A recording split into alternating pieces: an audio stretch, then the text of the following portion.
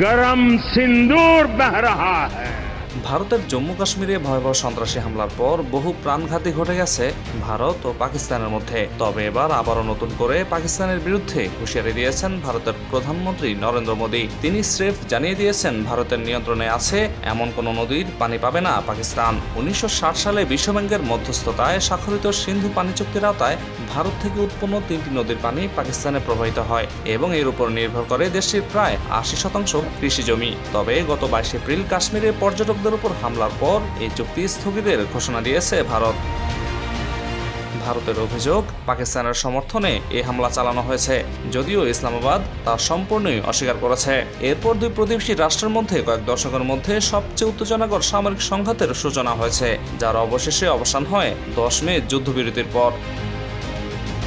এদিকে রাজস্থানে এক জনসভায় প্রধানমন্ত্রী মোদী বলেন, প্রতিটি সন্ত্রাসী হামলার জন্য পাকিস্তানকে চরম মূল্য দিতে হবে, আর এই মূল্য দেবে পাকিস্তানের সেনাবাহিনী, আরও দেবে তাদের অর্থনীতি।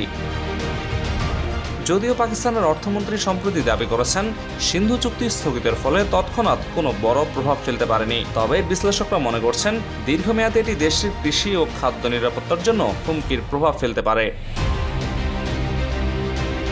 ভারতের পররাষ্ট্রমন্ত্রী এস জয়শঙ্কর ডাচ সংবাদ মাধ্যম এনওএসকে বলেছেন, তাদের সামরিক অভিযান এখনো চলমান। একটি বিষয় পরিষ্কার করে বলা হয়েছে, যদি আরেকটি 22 এপ্রিলের মতো ঘটনা ঘটে তাহলে জবাব দেয়া হবে। যারাই সন্ত্রাসে জড়িত তাদের উপরই আঘাত আসবে। তিনি আরো বলেন, সন্ত্রাসীরা যদি পাকিস্তানের মাটিতে থাকে তাহলে আমরা সেখানেই তাদের আঘাত করব।